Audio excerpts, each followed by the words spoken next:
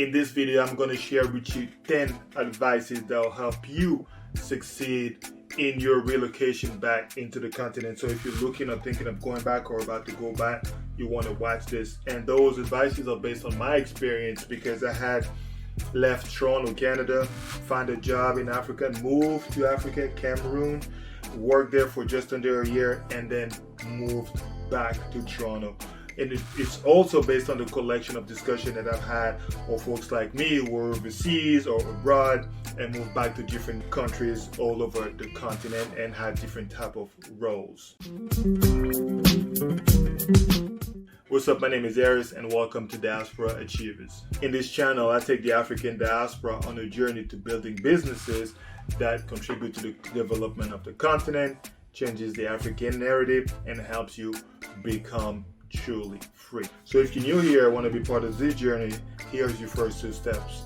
First, click on the subscribe button below this video and then click on the notification bell so that you don't miss any video you need while you're building Africa. And number 2, in the description section below this video, you'll find a link to get your own copy of the free takeaway notes from the workshop that we've had in the past couple of months, where we invite diaspora entrepreneurs to share their stories, tell us about their journey, how they were able to transition from corporate lives in the West, corporate lives abroad, to building businesses that impact Africa, i.e. entrepreneurship in the continent or with the continent. So go ahead, get your copy of the notes. Let's jump straight into it. My favorite advice is number 7. Let me know what your favorite is in the comment section below. The first one is critical. You need to be clear on why you want to move back or why you're moving back to Africa. And here's why. From my experience, when I moved back, I had no real reason why. I just had a great opportunity that landed in my lap, and I said, hey, I'll jump for it. The job was great, the opportunity was great, the money was great, everything was great about it, but I had no real drivers. So as soon as the first issue came up, boom, I was on the first plane, I moved back to Toronto, right? I had nothing really hard and strong that really gave me a good reason to stay. And also remember, most countries, if not all countries, are really tough and rough when it comes to healthcare, right? If you have a healthcare condition or whatever the case may be, or if you lose your job, unemployment, there's nothing really going on, or not much at least going on if you're unemployed, especially if you have a decent job, right? So you have to be mindful of that. There's no cushion, right? So then what happens if hardship or something happens? Are you going to do just like me and then boom, you're gone? Then you're not really committed. Number 2 is make sure you think about how you're going to deal with cultural differences. If you are like me, where you've lived abroad for pretty much your entire life, or at least your entire adult life, like it or not, Western world and the lifestyle has changed you. Your mentality is different, you think different, you act different, and then you process issues differently, right? So be mindful of that so that when you move back, you realize that, hey, people here move different. I'm not saying good or bad, they're just different. So be open-minded, be humble enough to accept that, hey, your way of doing things overseas or abroad is different from your ways of doing things locally. And how can you leverage that to get what you want at work, obviously, or in life in general. The third advice that I have for you is make sure to know what you're willing to give up in terms of your comfort. Me, for example, I was not willing to live in certain areas. I was like, hey, you know what? I want my comfort. It doesn't need to be luxury. It doesn't need to be like, top notch, but the certain comfort that I did want, right? And I was not apologetic about it. So public transportation, for example, is something that I did not like, I didn't want to do. So I had to make sure I had my car, or at least I had to have access to a car when I needed one. Number 4, and it really ties back to the one I said earlier, you need to be humble. If you're not humble, Africa is going to humble you down, like it or not. So what I mean by that is you need to be humble to listen to others. You need to be humble to observe others. And then you need to be humble and not come from the perspective of okay, I'm coming from North America, in my case at least, and North America runs the world, so this is how you're gonna do things. No, really be humble about it. I'm gonna tell you a quick story here. When I left, I don't know what it meant, but I'm still gonna tell you the story. When I left, the day I left the company, I went and said goodbye to my CEO, and the CEO were chit-chatting and all that, and as I was about to walk out, he basically said to me, hey, here, we don't like people coming from overseas, or I can't remember what he said, or from outside, tell us how to run our business. So take it however you want to take it, but just make sure it stays in your head too, right? Be humble about it, be assertive about what you do, especially if you're in a position where you can make decisions like I was, but just be tactful and use the soft skills. If you don't have them, you need to sharpen them, right? To make sure that you can get what you want in the most efficient manner without rubbing people the wrong way. And the fifth advice is really a follow-up for the previous one. You have to be humble enough, as I mentioned, yes, but you also have to learn from locals, right? How do they manage folks, right? Especially those who have moved from overseas. If you're lucky to be in an organization where you have folks who came from Europe or moved from North America or wherever in the world, how are they getting things done? You know what I mean? One of the advice that I had from my mentor when I was working there is being able to use the carrot and the stick at the same time.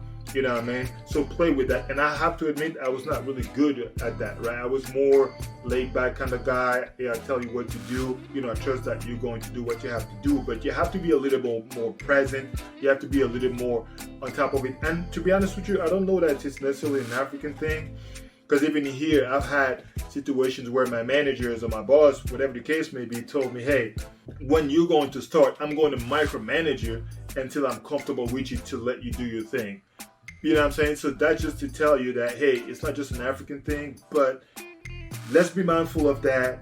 You need to learn from others, see how the other managers manage their teams and what's the relationship with the bosses. And obviously, you need to have a great relationship with everybody. Advice number 6 is for you to be really careful when it comes to spending your money. Not careful as in don't splurge it or don't waste it or whatever, but just before you leave, do your research, right? Do your research, how much thing costs and what is the process to getting things. Let me give you an example. So when I moved back, I had enough money saved for, after doing my research, for a couple months, I think for about four months, right? I was good. But the one thing I did not factor was that in order for me to get the place that I wanted, I need to make a deposit of 1 full year worth of rent. So if my rent was $1,000, I need to put down $1,200, and I did not have that money, right? I have enough money for 4 months, but I didn't realize that in order to get the key, they don't run background checks and all that good stuff.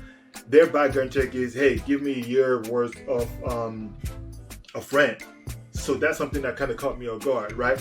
So do your research, ask people, go to the nitty-gritty so you know exactly what to expect when it comes down to your spending, your expenses, and your budget. Number 7 is no one will take care of you better than you can take care of yourself, right? What I mean by that is, yes, you have to be nice to your organization. Yes, you're working for the organization and their profit, but always look after you. Don't be selfish, obviously. Be nice, be generous. Obviously, especially back home or in Africa, be nice to people, but make sure you look after yourself first. And then really the reason why this came up in my list is when I left, or as I was about to leave, me and my boss, we kind of part ways, right? Or basically we had a bad relationship. It was going south and all that.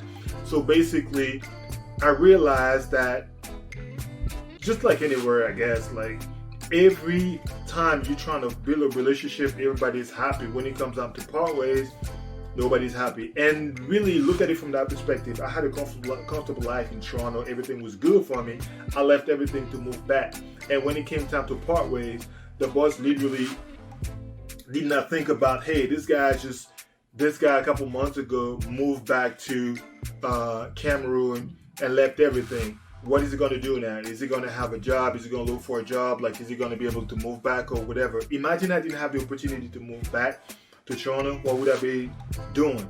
Right? My life could have been messed up just by that one decision or that one relationship. So look after yourself in any situation first, and don't expect that the company or anybody else or your boss or whatever is going to take care of you better than you can take care of yourself. Number 8, go back home frequently, especially for those who haven't gone home for a long time. You should go home as frequently as you can, especially if you're thinking about going or moving back or relocating, right? Because there's some habits that do change, right? People are not as nice back home, or at least are not as friendly if you don't know them as over here, right? Especially in Toronto, Canada, we kind of blessed. People smile at you all the time. They say hi, they say sorry for no reason.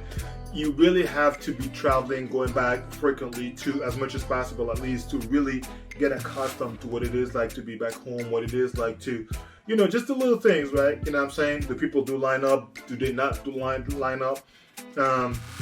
Just get accustomed. Don't just say, hey, I had left when I was a student, when I was, 10, 20 or 18 years old, and then now I'm 30, in my 30s pretty much, and I want to move back. My advice is try and go as much as possible and get accustomed to what it is. Number 9, plan it out, right? So if you want to go back, let's just say, and then you're interested in entrepreneurship or starting a business, if you have a deep cushion, money is good, but I would still say if you can have a job, it could be a good situation, right? Unless obviously you're going back to take over your family's business, or you have something lined up that's solid and secure.